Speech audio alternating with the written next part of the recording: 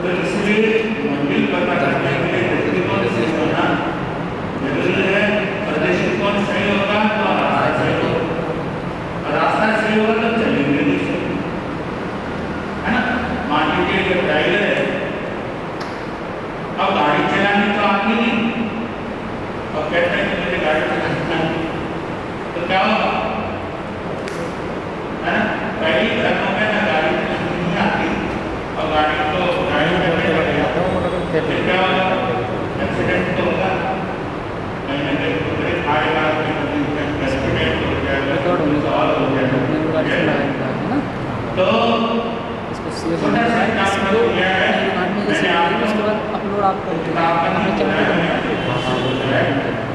ये समझिए कि गाड़ी चलाना है तो गाड़ी चलाने का पता होना चाहिए, सीखना चाहिए, ड्राइवर है उसे सीख लेना चाहिए तो गाड़ी ऐसे चलती है। सी कोड है कौन सा बी कोड है, इसके दूसरा लिखा हूँ। सिखा देगा कैसे घुमाना है वो बता देगा, एक दो बार चार बार, है ना, सीख जाओगे, कर जाओगे तो फिर आराम से गाड़ी चलानी आगे आ गई। और फिर गाड़ी चलाने आ गई तो फिर अब ट्रैफिक की समस्या, इसकी समस्या ट्रैफिक में कैसे चलाना है, कितना चलाना है, कैसे चलाना है, तो यहाँ भी हम सभी दर्शन चारित्र को कर सकते हैं, ठीक है। और उससे और बारीक जाना है तो वहाँ भी इसी प्रकार से भगवान कहते हैं कि आध्यात्मिक दृष्टि से भी ये तीन चीजों का होना क्या है, जरूर। अब सबसे पहले इसको जानने के लिए क्या चाहिए, जीव का ज्ञान होना चाहिए। किसका ज्ञान होना चाहिए, जीव का ज्ञान, यानी जीव का मतलब जिसमें चैतन्यता है, सजीवता है, हलन चलन करने की क्षमता है, शारीरिक दृष्टि से ह्रास और विकास होता है ना, कभी कमजोर होता है, कभी पावरफुल हो जाता है ना। तो ये क्या है, शारीरिक एक लक्षण प्रदान किया जाता है कि भाई ह्रास और विकास हो जाता है, मंद और तेज हो जाता है, कभी तेज भी हो जाता है। हाँ, तो इससे क्या पता लगता है, इसके अंदर चेतना है, इसलिए बढ़ रहा है और इसलिए ये क्या हो रहा है, समझे ना। तो इससे हमें पता, फिर उसके पश्चात क्या करना होगा, फीलिंग्स करनी होगी, अनुभव करना होगा कि मैं क्या नहीं हूँ, शरीर नहीं हूँ, मैं क्या हूँ, आत्मा हूँ, जीव हूँ, और मेरे जीव प्रदेश जो है मेरे पूरे शरीर के अंदर क्या है, फैले हुए, ऐसे फैले हुए जैसे प्रकाश फैला, ठीक है। या आपने महसूस करना है अपने दृष्टिकोण से, सभी दर्शन से उससे जानना, ऐसे देखना है, उसको महसूस करने को देखना, क्योंकि आपको से दिखेगा तो है नहीं, लेकिन महसूस करोगे तो आपको पता लगेगा। कैसे महसूस करोगे, मान लीजिए श्वास लोगे तो उससे भी महसूस हो जाएगा, आप इधर थोड़ा सा स्पर्श करोगे तो भी क्या होगा, महसूस होगा कि मैं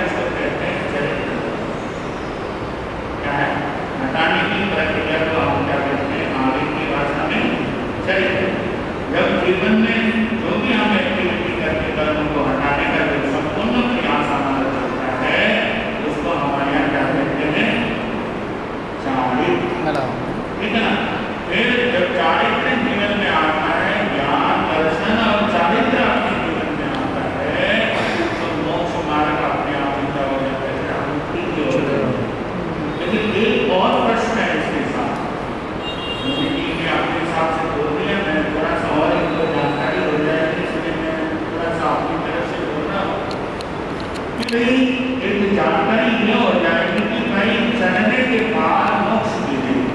लेकिन कोई लोग मेरा ऐसा मानना है, शायद आपका क्या मानना मुझे नहीं पता, लेकिन मैं अपना मानना बताता हूँ, मेरा अपना विचार बताता हूँ कि ये जो कर्म आने में ना वो झूठे ही करते।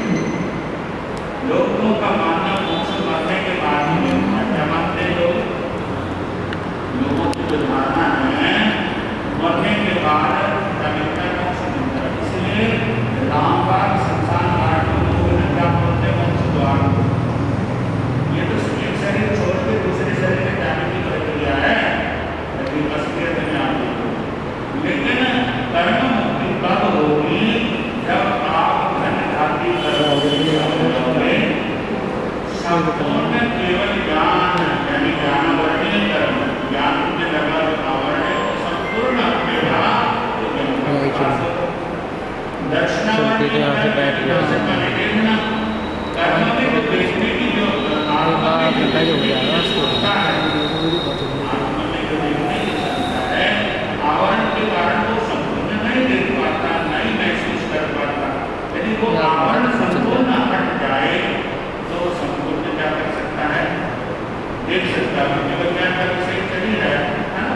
फिर मोहनीय कर्म, बाह्य रूप से आप हर प्रकार के मोह आकर्षण से मुक्त हो गए तो मोहनीय कर्म हट गए। अंतराय कर्म का मतलब होता है विघ्न करना। हमारे जीवन में कोई किसी प्रकार का विघ्न आता है, लेकिन उसका हम सामना करते हैं और सामना करके उसको सफलता भी पाते। अब जैसे हमको केवल ज्ञान नहीं है तो हम केवल ज्ञान की ओर प्रयास करें, नहीं आ रहा कोई बात नहीं, फिर प्रयास करें, फिर और ज्यादा प्रयास करें और अपने आप को जागरूक करें। क्यों नहीं मिलता उसको सोचें, चिंता न करें, लेकिन क्या करें? प्रयास में अपनी जारी रखें। तो कहीं ना कहीं अंतराय करके हटेगा तो तुरंत क्या हो जाएगा? ज्ञान मिल जाएगा। तो यह हटाने का जो प्रयास है वही काम है। क्या है? इसलिए आचार्य गोस्वामी जी महाराज ने जैन धर्म के ज्ञान करके तत्वों का ज्ञान जान करके एक सूत्र दिया है, वंशा सम्यक दर्शन ज्ञान चरितानी मोक्ष। ये मार्ग है, इस मार्ग पर हम पढ़ेंगे, आध्यात्मिक तत्वों को समझेंगे, तो समझेंगे तो जरूर हम कामयाबी के शिखर पर पहुंचेंगे। लेकिन वो चीजें ही प्रयास करना होगा। क्या करना होगा? जैसे तीर्थंकरों ने दिव्य जी केवल ज्ञान गया और दिव्य जी केवल दर्शन पाया, 4 प्रकार कर्मों को हटाया और आयुकर्म पूरा होते ही सारा कुछ क्या हो गया? पूरा हो गया। चलिए इसी के साथ मैं आपको आगे बढ़ता हूँ। केवल ज्ञान जो है ना, द्रव्य से, क्षेत्र से, काल से और भाव से, इससे भी हम जान सकते हैं। क्या कर सकते हैं? केवल ज्ञान करेंगे तो चल रहा है जीवन से, है ना। ये 4 चीजों से भी हम जान सकते हैं। कैसे आप समझ लीजिए? द्रव्य से क्या? संसार में जितने भी चीजें दिखती है वो सारे द्रव्य कितने से? ब्रह्मास्मिकाय, अधर्मास्मिकाय, आकाशास्मिकाय, काल द्रव्य, बुद्धिलास्मिकाय और जीवास्मिकाय। समझते हैं? ये 6 द्रव्य, इन 6 द्रव्य में सारा संसार का द्रव्य आ जाता है। अब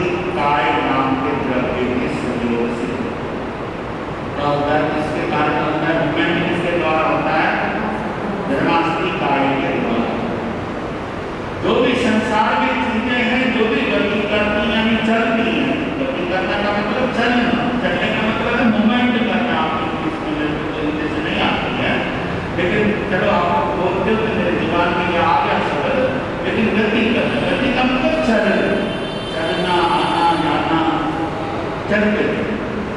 तो ये धर्माष्टमी काल का लक्षण है, ठीक है। तो हमारे शरीर में कहते हैं मोमेंट होता है कि नहीं होता, गति होती है कि नहीं होती, हर चीज की एक्टिविटी होती है कि नहीं होती है ना। तो इसका मतलब धर्माष्टमी काल है। कभी आपने इस चीज को महसूस किया?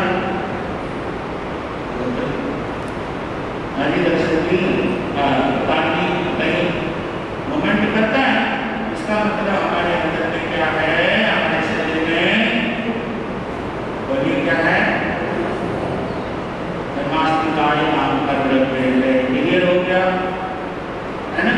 और दूसरा कौन सा है, और चलते रहेंगे ऐसा करेंगे तो रुकना भी तो पड़ेगा, रुकना भी तो पड़ेगा। आप क्या कर रहे हैं, हमारा शरीर एक स्थान में टिका हुआ तो नहीं टिका हुआ, किसके पर टिका है? धर्माष्टमी काल के द्वारा ये मन संतुलित कर लेता है ना। प्राण संतुलित करने के लिए कुछ अलग चक्कर है, वो संतुलित करना कि कितना चलना, चलने के समय आप कर रहे हैं, और बैठने के समय आप क्या करते हैं, गिरने के समय आप टिक जाते हैं। तो किसके सहारे टिकते हैं? धर्माष्टमी काल, यानी कि इसका काम है, धर्माष्टमी का लक्षण है एक जगह टिक जाना। क्या मतलब, जो भी संसार में वस्तु, स्थान, व्यक्ति, प्रकृति हुई चीजें नजर आती हैं तो किसके सहारे टिकती है? फिर और आगे बढ़ो, ये केवल ज्ञान का विषय है, थोड़ा देखो हल्का फुल्का जो शास्त्रों में नजर आ रहे हैं वो बताने का आपको क्या कर रहा हूँ, प्रयास करो। कोई मुझको ज्ञान नहीं है, मैं आपको क्लियर कर देता हूँ, तो मुझको कोई ज्ञान नहीं है, लेकिन फिर भी जो मैंने थोड़ा सा समझने का कोशिश किया आपने वो बता रहा। और तीसरा द्रव्य है कौन सा? आकाश। आकाश का लक्षण क्या है, हम क्या करते हैं, जगह देना। अब हमारे शरीर में जगह पूरा भरा हुआ ऊपर से लेकिन इसके अंदर कुछ डालते हैं, कुछ चुभोते हैं, तो अंदर जाता है कि नहीं? इसका मतलब शरीर के अंदर क्या है, आकाश नाम का जो द्रव्य है वो भी गति ये महसूस करना पड़ेगा आपको, ऐसे तो नहीं पता लगेगा। मैं समझा रहा तो आप महसूस करना, ये प्रमाणित भी करने की कोशिश कर रहा हूँ कि कोई चीज अंदर डालते हैं तो अंदर शरीर चली जाती है, शरीर चुभ गई तो चोट लगती है, तो अंदर गड़ते अंदर चोट लगती है ना। और हवा का सर्कुलेशन आना जाना चलता रहता है। इसका मतलब ये कि शरीर के अंदर जो प्राण जो चलते हैं, आते हैं, रुकते हैं, यदि रुक जाए प्राण तो फिर क्या हो जाए, समझते ना, समझते हो। तो इसलिए तीसरा द्रव्य भी यहाँ पर क्या हो गया, केवल यानी एक चिंतन करते हैं ना, हम लोग चिंतन नहीं कर पाते, हमारा ध्यान बस समय तक है, इसे आगे और थोड़ा आगे बढ़े नहीं है हम लोग। जैसे बढ़ जाएंगे तो सब चीजें पता आपके अंदर नहीं है, इसलिए तो कहते हैं ना अंदर को देखो, आप इसको देखो अंदर को, लेकिन ये हमारी आंखें बाहर देखती, इसलिए अंदर का पता नहीं लगता। हमारा संबंध आंखों का किसका है, बाहर से, इसलिए हमारे सारे कनेक्शन बाहर से, जब मेरे हो चाहे आंख में, लेकिन तीर्थंकरों का कनेक्शन अंदर, बस ये फर्क है। उनका कनेक्शन किसकी तरफ था, अपने अंदर था, इसलिए उनको सब कुछ पता लग गया। और हमारा कनेक्शन कहाँ है, इंद्रियों का बाहर ही जानना चाहते हैं, बाहर ही देखना चाहते हैं, तो इस वजह से हमें इन चीजों का बोध नहीं होता। तो आकाश द्रव्य भी बदल है। और चौथा